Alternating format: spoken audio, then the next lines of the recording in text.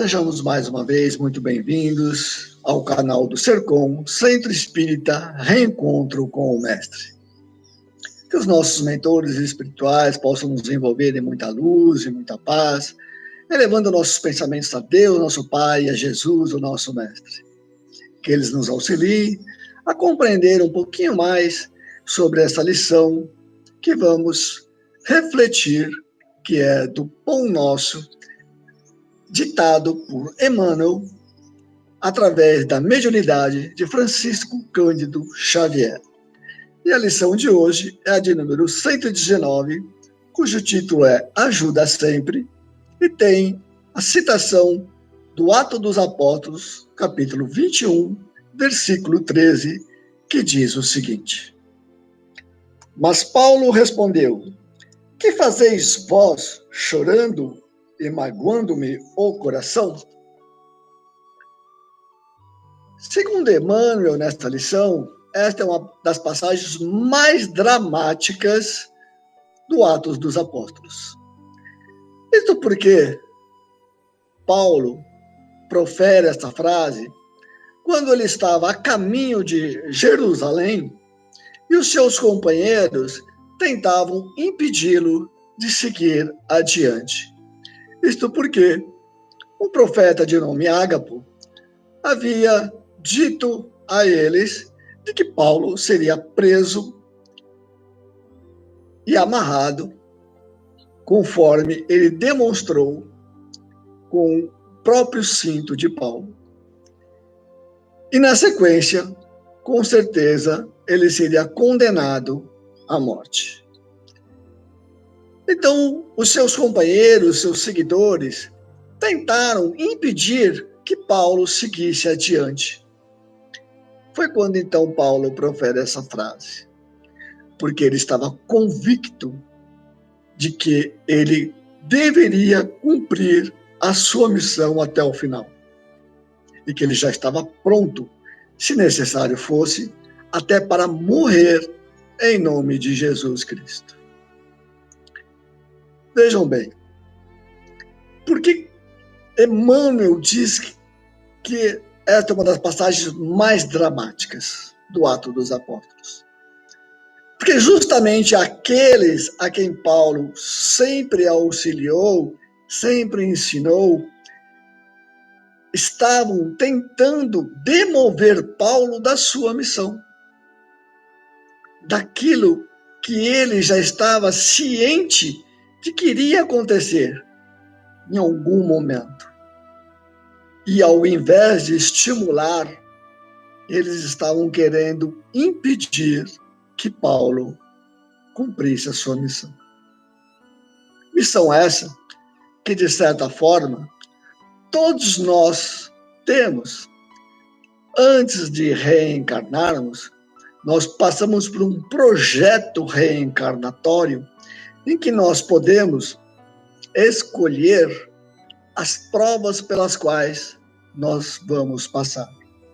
Escolhemos, por exemplo, aonde vamos nascer, com quem nós vamos lidar, os nossos familiares, os nossos pais, os amigos mais próximos. Tudo isso faz parte de um projeto reencarnatório que vai nos proporcionar as situações que nós escolhemos para a nossa própria evolução. A questão proposta aqui, então, segundo Emmanuel, é: enquanto nós estamos aqui nessas atribulações da matéria, o quanto nós temos a capacidade de ajudar, de auxiliar àqueles que estão à nossa volta, principalmente aqueles mais próximos, porque, como faz parte de um projeto reencarnatório, nós não estamos no local apenas por descuido. Não, nós escolhemos a família, nós escolhemos os nossos amigos, até pela vibração que nós já temos. O tipo de vibração vai fazer com que nós atraímos ou repelimos determinadas pessoas. Mas quando encontramos, então, um parente, um amigo muito próximo, em uma situação de dificuldade que nós colocamos desta forma, nós deveríamos, na realidade, mudar esse pensamento, que toda dificuldade é uma oportunidade de aprendizado, e nós, então, como nos colocamos diante dessa situação? Será que nós fazemos, na maioria das vezes, como os companheiros de Paulo, tentando impedir que ele continue a sua missão? Ou se for num caso de doença, será que a gente vai ficar dizendo que ali realmente é uma situação difícil, que não vai ter condições, vamos colocar empecilhos para a melhora dessa pessoa? Ou, ao contrário, nós vamos incentivá-la, encorajá-la a seguir não só os preceitos médicos necessários para a cura do corpo físico, mas também auxiliá-lo através de boas palavras, de bons pensamentos, de orações, e até às vezes, quem sabe, tirando um pouquinho do foco, né, trazendo algumas coisas mais úteis no sentido de elevar a moral da pessoa, tirando a pessoa daquele pensamento que muitas vezes acontece, que é negativista. É essa questão que nós temos que começar a perceber como está sendo a nossa atitude perante ao outro. Obviamente, nós também temos as nossas condições, as nossas dificuldades, ou melhor, as nossas questões de aprendizado. Mas essa questão de aprendizado também faz parte de auxílio ao próximo, de auxílio àquele que está muito próximo da gente. Porque às vezes é mais fácil ajudar a um desconhecido que você não tenha contato depois. Você que fique ali 5, 10 minutos conversando, mas não está dentro da situação. Ou então, o que é mais fácil ainda, ajuda financeiramente e segue a sua vida sem se preocupar com o desenrolar daquela situação. Aqui nós estamos refletindo sobre o nosso dia a dia, sobre as pessoas que estão diretamente ligadas ao nosso cotidiano, à nossa vida pessoal, àqueles aos quais muitas vezes nós devemos, inclusive, obrigações. Os nossos pais, por exemplo, ou aqueles que nos ajudaram em outras situações, e nós temos essa obrigação moral de, quando for a nossa vez de ajudar, estarmos ali presentes. É isso que nós devemos pensar. Sem esquecer, obviamente, de que Deus é soberanamente justo e bom. Nada, absolutamente nada acontece sem que ele permita. E este tema está no Livro dos Espíritos, quando diz sobre as propriedades da divindade. Diz o seguinte no Livro dos Espíritos, capítulo 1, no item 10, sobre os atributos divinos. Deus é soberanamente justo e bom. A sabedoria providencial das leis divinas se revela assim nas mais pequeninas coisas como nas maiores, e essa sabedoria não permite que se duvide nem da justiça, nem da bondade de Deus. O que isso significa, então? Que tudo o que nós passamos está dentro da justiça divina. Ação e reação. Nós somos os responsáveis por tudo o que nos acontece. Às vezes, para algumas pessoas, isso pode ser muito duro, mas é a realidade. Se não fomos os responsáveis nesta encarnação sobre determinado fato, com certeza ela faz parte da nossa escolha desse projeto reencarnatório em que nós precisamos passar por essa situação para o nosso próprio aprendizado. Então, nós não devemos colocar em cima do outro uma responsabilidade que cabe tão somente a nós. Se eu quero algo melhor para o meu futuro, eu tenho que planejar, eu tenho que fazer melhor no hoje, que é o presente. Tendo melhores atitudes no presente, com certeza nós teremos um futuro mais agradável. Ou seja, a justiça divina pode se resumir da seguinte forma: o que eu planto é de livre escolha. Eu escolho o que eu quero plantar. Mas a colheita, ela é sempre obrigatória, porque eu vou colher exatamente aquilo que eu plantei.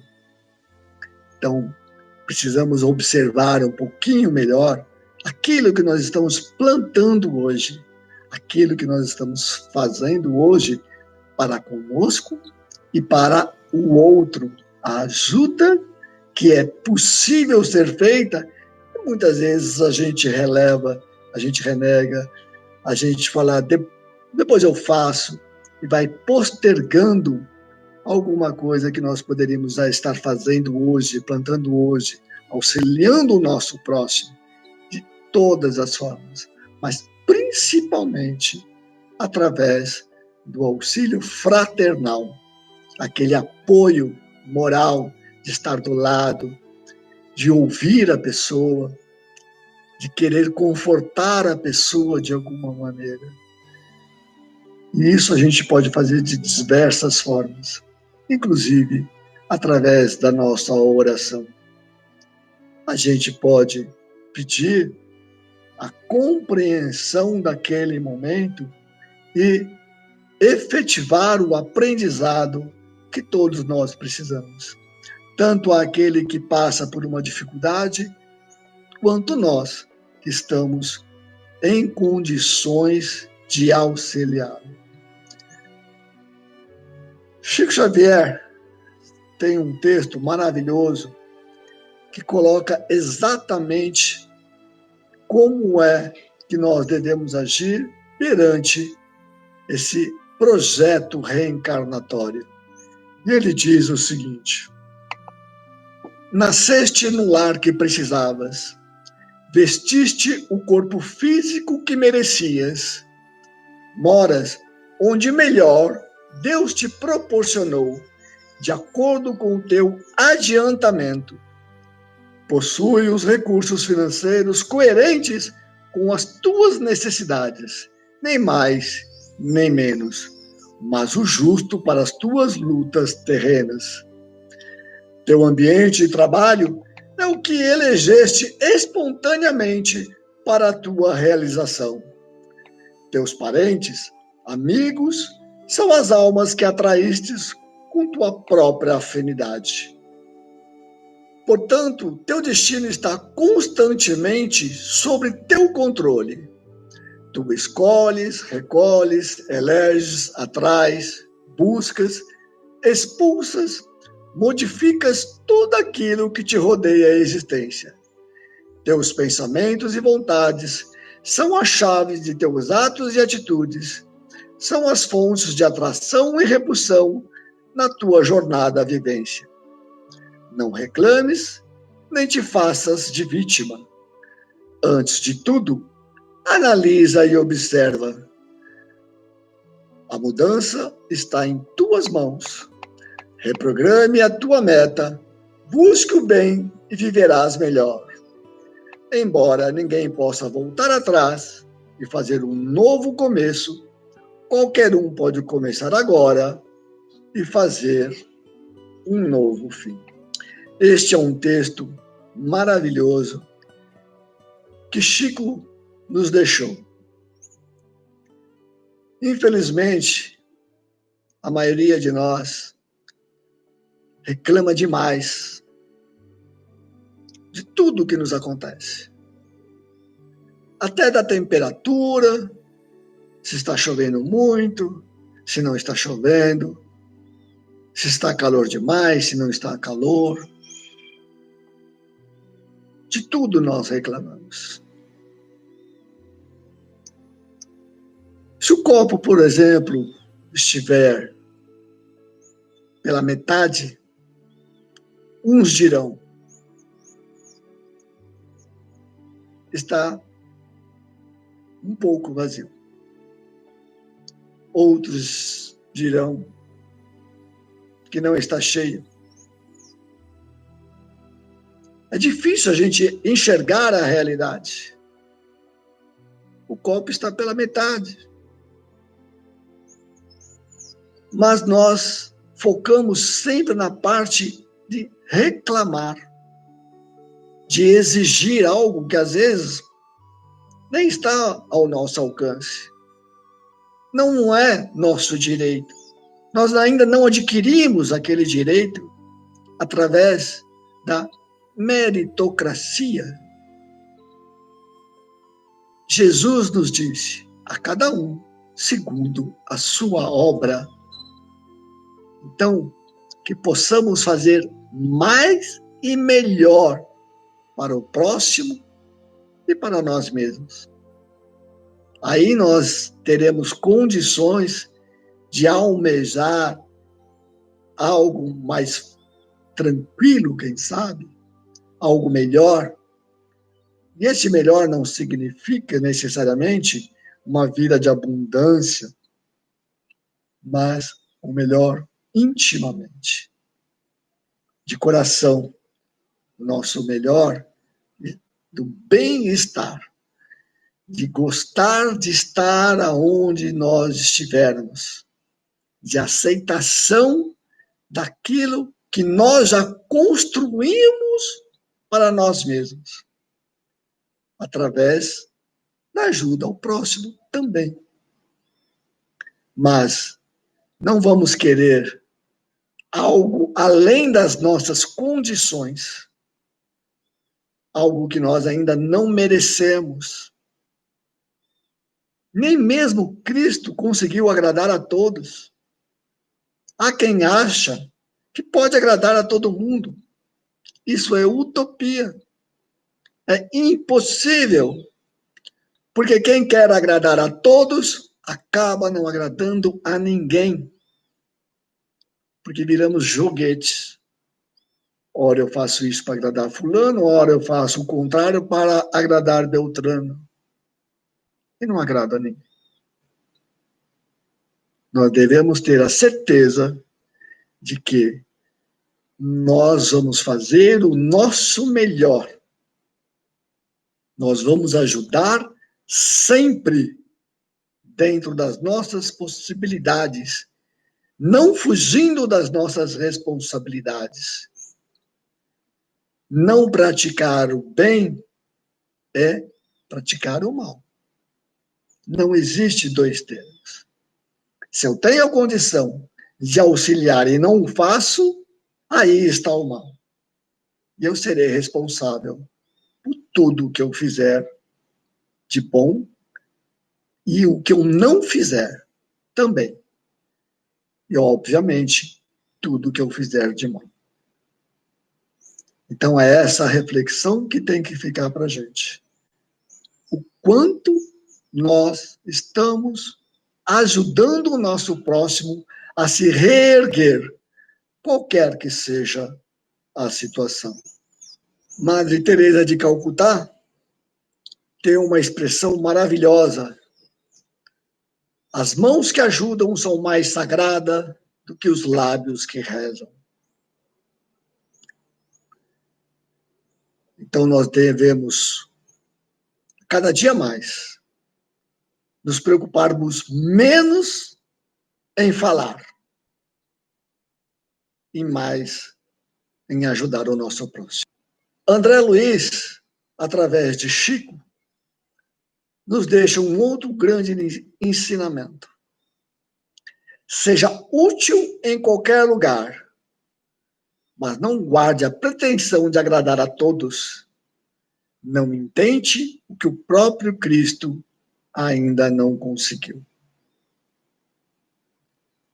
E desta forma, que vamos então entendendo, compreendendo o que Paulo disse aos seus companheiros. O que ele queria era justamente o apoio para que ele conseguisse cumprir a sua missão como cumpriu. Mas ele se ressentiu, sim, de não ter esse apoio de quem ele esperava. Que nós, então, não sejamos igual aos companheiros de Paulo.